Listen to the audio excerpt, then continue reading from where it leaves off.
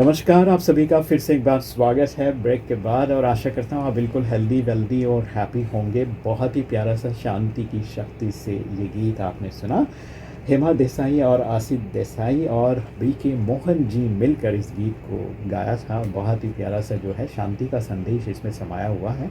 और जिस शांति एक ऐसी शक्ति है, अगर आप शांत रहते हैं कुछ पल के लिए तो एक बहुत ही पॉजिटिव एनर्जी शक्ति जो है आपके अंदर जमा हो जाती है और वो शक्ति आपको सकारात्मक सोचने के लिए प्रेरित करता है और सबके कल्याण के लिए काम करने के लिए प्रेरित करता है। तो निश्चित तौर पे हम लोग थोड़ा सा प्रैक्टिस की बात है, जो डॉक्टर साहब भी कह रहे थे कि आप आंखें बंद कर रहे और अपने आप पर ध्यान दें। ये सारी चीज़ें जो हैं इस क्रिया में आप विशेष रूप से शांत फील करते हैं और शांति से एक ऊर्जा जमा हो जाती है जिसको शक्ति कहते हैं हम। तो ऐसा कुछ नहीं है कि शक्ति आपको डायरेक्टली मिल जाएगा। अगर जब तक आप शांत नहीं रहेंगे तो शांति के बगैर शक्ति आपके अंदर जमा हो ही नहीं सकता तो इसलिए बहुत ज़रूरी है। तो मैं चाहूँगा कि हमारे साथ डॉक्टर साहब जुड़े हुए हैं और उनसे भी कुछ अगर आपको पूछना हो सवाल तो ज़रूर पूछ सकते हैं। और अभी हमारे साथ एक कॉलर जुड़े हुए हैं, उनसे बात कर लेते हैं। हेलो जी, नमस्कार।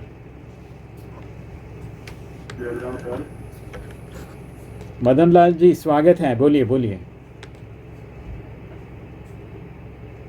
और थोड़ी बहुत बारिश और गर्मियाँ और बहुत सारी बातें हैं इस वजह से टाइम भी नहीं मिल रहा था और इस टाइम को भी नमन करते हैं, नहीं मिला जो भी होता कल्याणकारी है। और बड़ा अच्छा लग रहा है आपकी बड़ी ऐसे बोली है। और रेडियो नहीं सुन रहा हूँ अभी। अच्छा। कभी मौसम के हिसाब से पकड़ा था, नहीं पकड़ा था। हाँ। और कभी कभी बहुत अच्छा पकड़ा था। अच्छा तो हमारे सभी श्रोताओं और हमारे सभी दोस्तों को नमस्कार है। अब खुश में रहें, मस्त रहें। और जी, तो मेरा बहुत बहुत नमस्कार है। नमस्कार नमस्कार नमस्कार, धन्यवाद, शुक्रिया आपका। चलिए, ये थे मदन लाल जी जिन्होंने अपनी भावनाएं विचार हमारे साथ साझा किया। आज उनके यहाँ नेटवर्क इशू है तो थोड़ा सा रेडियो नहीं सुनाई दे रहा है। कभी कभी सुनाई अच्छा देता है तो वो फिर गुनगुनाते भी हैं, गाते भी हैं हमारे साथ में। तो आइए, डॉक्टर रजनीश शर्मा सर हमारे साथ उपस्थित हैं और आप एमडी मेडिसिन में किया है और राजस्थान में विशेष मेडिकल का जो विशेष ग्रुप है उसको आप लीड भी करते हैं, डॉक्टरों के साथ बातचीत भी करते हैं। और इसीलिए जैसे भी कोई ऐसा वायरस की बात आती है तो आप सभी को इन्फॉर्म करते हैं और ग्रुप में विशेष रूप से मिलकर लोगों के लिए एक अच्छा जो है क्या हो सकता है, क्या प्रिकॉशन दिया जाता है, prevention is better than cure, इस विषय को लेकर आप काम करते हैं और अभी भी कर रहे हैं। तो डॉक्टर साहब, मैं चाहूँगा कि आपका मेडिकल प्रोफेशन में कैसा आना हुआ, और भी कुछ कर सकते थे आप, इसके पीछे क्या स्टोरी है इसके पीछे जैसा अभी मैंने बताया जी जी, वो स्टोरी है माँ की। अच्छा, क्या बात। जब मैं पढ़ता था तो उस समय अच्छे नंबर आते थे। हाँ। तो जब कॉलेज एजुकेशन ले रहे थे हाँ। तो मेरे को गोल्ड मेडल मिला था। अरे वाह। तो उस समय जब बात चल रही थी कि अपन डॉक्टर बने, कंपटीशन की बात कर रहे थे, सब कह रहे थे कि तुम इसको रहने दो और बीएससी करके आईएएस या आरएएस बनना। अच्छा तो उस समय जब बात हुई तो मैंने घर पे भी कहा तो मेरी मम्मी मेरे से बड़ी नाराज़ हो गई। जो उनके जयपुर में 6 स्कूल चलते हैं, अच्छा, काफ़ी अच्छा। बड़े बड़े चिकित्सक उनके पढ़ाए हुए भी पढ़े थे। हुए हैं। तो उन्होंने कहा मुझे किसी भी पोस्ट पे अधिकारी या कोई भी सर्वोच्च पद तक भी नहीं करना है, मुझे मेरे बेटे को केवल डॉक्टर बनाना है। मैं शिक्षा के क्षेत्र में सेवा करती रही हूँ तो मेरे बच्चे जो हैं वो चिकित्सा के क्षेत्र में कहें। उनका नाम है श्रीमती कांता शर्मा, जयपुर में शांति निकेतन विद्यालय और टैगोर बाल निकेतन जी उन्होंने कर रखा है। और अब तक काफ़ी उम्र हो गई है लेकिन अभी भी वो अपने काम के प्रति समर्पित है। क्या बात है, क्या बात है। चलिए, आपके माता श्री को बहुत बहुत नमन, अभिवादन। अच्छा लगा आपने उनके बारे में बताया। और जहाँ भी हैं, जैसे भी हैं, हमेशा खुश रहें, आनंदित रहें और आपके ऊपर हमेशा उनका आशीर्वाद बना रहे। तो आइए आगे बढ़ते हैं। और मैं चाहूँगा कि जैसे आज हम लोग जिस दौर पे गुज़र रहे हैं, बहुत सारी चीज़ें आ रही हैं। एक तरफ हमारी मेडिकल चिकित्सा बहुत ज़्यादा टेक्निकली साउंड होने के बावजूद भी बीमारियां बढ़ती जा रही हैं और ये एक समझ नहीं आ रहा है कि भाई जब मेडिकल इतना एडवांस है तो फिर बीमारियां कम क्यों नहीं हो रही हैं और नई बीमारियां क्यों आ रही हैं, इसका कारण क्या है? ये बात भी ऐसी सिंपल है और जैसे कि आपकी मुस्कुराहट। बात ये है, हमारे इर्द गिर्द, जी। हमारे चारों ओर जो भी बातें हो रही हैं ना, उनके लिए हम जिम्मेदार हैं। बिल्कुल बिल्कुल। ये इस जमीन में हम क्या बो रहे हैं, उसके क्या फल मिलेंगे, उसके लिए हम जिम्मेदार हैं। बिल्कुल बिल्कुल। आज हम पर्यावरण को इतना नुकसान पहुंचा रहे हैं कि आज हमारे घर में कोई सफाई नहीं रख रहा है, तो कोई घर में सफाई रख रहा है तो वो घर के बाहर कूड़ा फेंक देता है।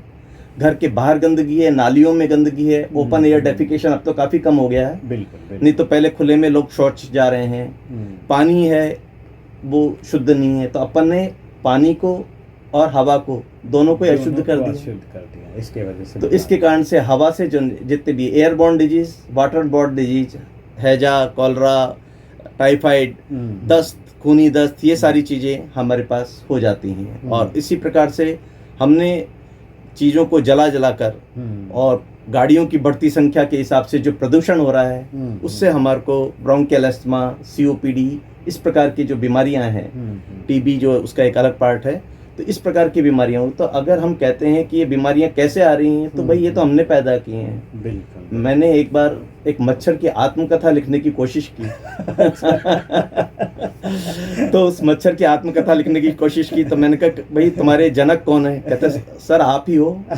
कहते हैं कि आप हमारे लिए पानी इकट्ठा करते हैं, बिल्कुल, आप हमारी उसके अंदर जनसंख्या बढ़ाते हैं। आपका मतलब मैं एक साधारण मानव से कह रहा हूँ बिल्कुल, कि वो हर आदमी अपने इर्द गिर्द सफाई नहीं रखता है, पानी इकट्ठा कर देता है, वो हमारा प्रोडक्शन बढ़ाता है। जब हम प्रोडक्शन बढ़ाते हैं तो फिर हम मंच के ऊपर आ जाते हैं, तो हम अपना डांस और सब चीज़ दिखाते हैं। और उसको देख के अगर आपके अंदर कोई दिक्कत आती तो हम थोड़ी जिम्मेदार हैं।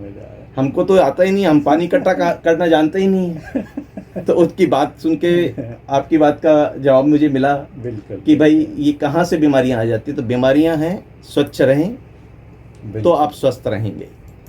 अब मैं रमेश जी कोविड-19 की दुनिया की फिर एक बार बात करना चाहूँगा, क्योंकि ये एक प्यारी सी दुनिया है जिसमें मैं अभी यहाँ पे आबू रोड में ब्रह्मा कुमारी ईश्वरी विश्वविद्यालय में हूँ। बिल्कुल।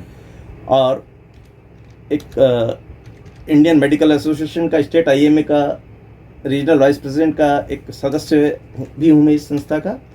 तो मैं एक बात कहना चाहूँगा आम जनता से, क्योंकि जो मैंने यहाँ देखा है, किसी से ने भी आपका कोई काम किया है या किसी से कोई आपका काम पड़ा है, उसने मुस्कुराते हुए काम किया है और उसके बाद जिसे शुक्राना अदा करते हैं, कोई ऐसी बात कि आपने बहुत अच्छा है, शुक्रिया है, धन्यवाद ज्ञापित करते हैं। जी जी। कोविड-19 की दुनिया में मैं आपको बता रहा हूँ कि एक तरफ तबका था जो बीमार है, एक तरफ था जो सेवा करने वाले हैं। सेवा करने वाले में मैं सबसे यहाँ से चलूँगा A पॉइंट से तब Z तक पहुँचेंगे। सबसे पहले तबका है जो सफाई कर्मचारी है। बिल्कुल बिल्कुल। उसके बाद है जो उन लोगों को इधर से उधर वार्ड बॉय आदि लोग पहुँचा रहे हैं। बिल्कुल। समाज से भी लोग उसमें साथ में जुड़े हुए हैं। पुलिस वालों को मैं एक विशेष वो कहना चाहूँगा, बेचारों ने एक मास्क से पूरा कोरोना का टाइम निकाला, हमने उनको बार बार प्रोवाइड कराए हैं। बिल्कुल। वो हर जगह लोग पुलिस को किस तरीके से देखते हैं, मैं पुलिस को एक जान बचाने की तरह से देखते हैं। इन हेल्थ सर्विसेज में भी उनका बहुत सपोर्ट रहा है। जब लोग मान नहीं रहे, निकल रहे हैं, तो उन्होंने उनको रोका है। उसके कारण से कई लोगों को उनको कोरोना हुआ है। और उन लोगों को इतनी ज़्यादा कोई मास्क आदि की बहुत ज़्यादा बचाने की सुविधा भी प्रोवाइड नहीं कराई गई थी। तो आप ये मान के चलें कि वो सबसे ज़्यादा एक्सपोज हो रहे थे। उसके बाद कंपाउंडर स्टाफ, बिल्कुल, उसके बाद डॉक्टर्स। आप ये मान के चलो कि एक बार आप उस कोविड से प्रिवेंशन का सूट पहन के देख लें और आप अगर 15 मिनट तक बैठ जाएं तो आप बताना कि पूरे शरीर में पसीना आ जाता है, सांस लेने में दिक्कत हो जाती है, मास्क के बाद इतना जब टाइट होने के बाद। इन सब कामों को करके उन लोगों ने इस कोविड के भयंकरतम काल में लोगों की सेवा की है।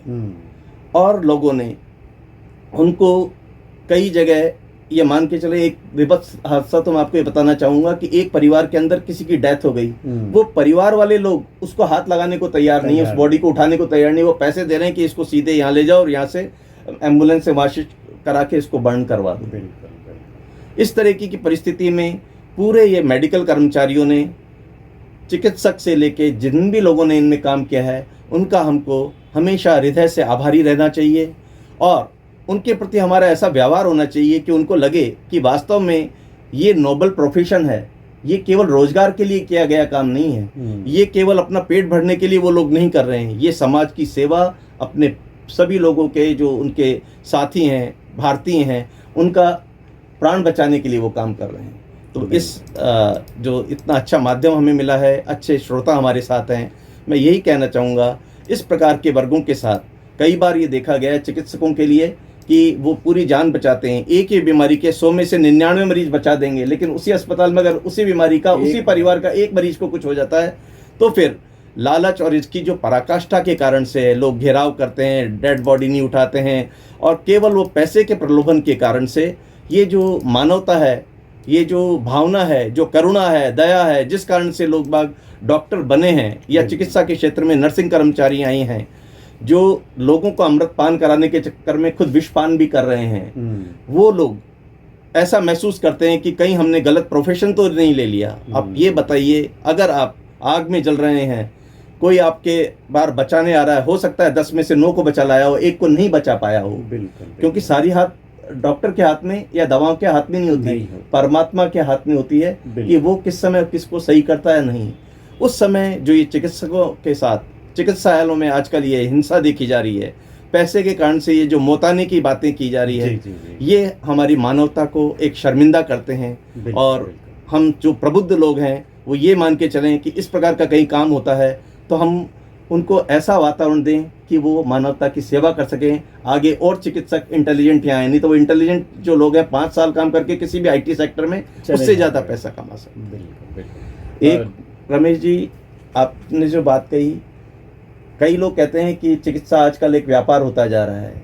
छोटी सी बीमारी में लोग सबसे महंगे जो कॉर्पोरेट जगत के बनाए हुए अस्पताल हैं उनमें चले जाते हैं, तो उनके खर्चे इतने होते हैं कि उनकी रेट्स इतनी होती है। लेकिन अगर आप अपने पास के अस्पताल में जाएंगे तो मैंने कभी किसी की ज़्यादा फीस 100, 150, 300, कोई बहुत बड़ा डॉक्टर की 500 रुपये होगी, वरना अधिकतर 100 रुपये के अंदर आपकी सेवाएं कर रहे हैं। और जो जान जाते हैं तो अधिकतर बार तो वो फ्री ही देख देते हैं, डॉक्टर्स का तो ऐसा रहता है ये।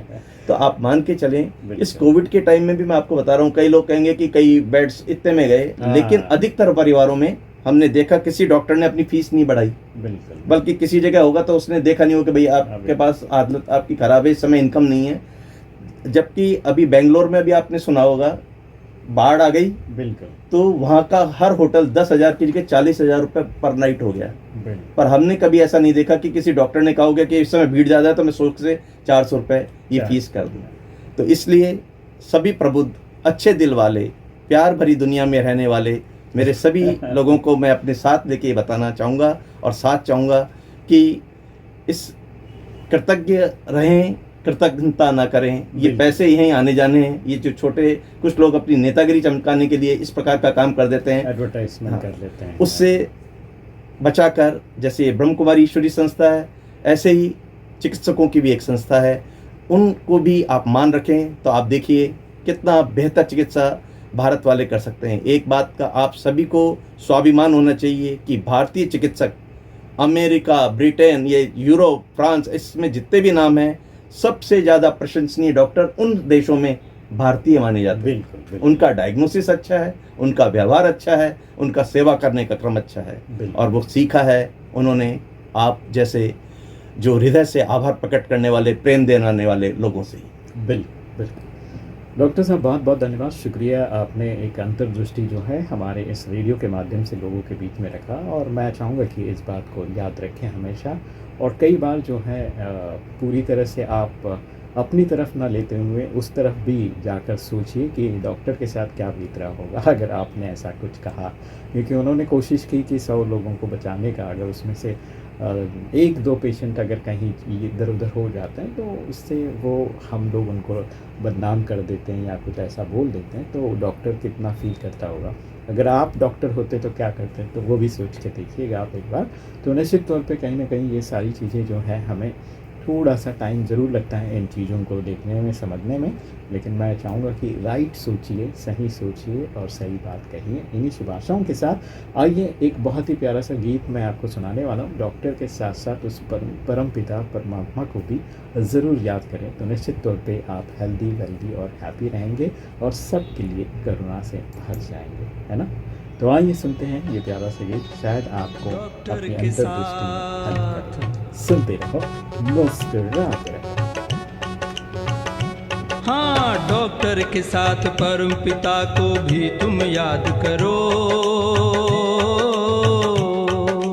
डॉक्टर के साथ परम पिता को भी तुम याद करो। दुख दर्द के पिंजरे से अब खुद को आज़ाद करो। दुख दर्द के पिंजरे से अब खुद को आज़ाद करो। डॉक्टर के साथ परम पिता को भी तुम याद करो। दुख दर्द के पिंजरे से अब खुद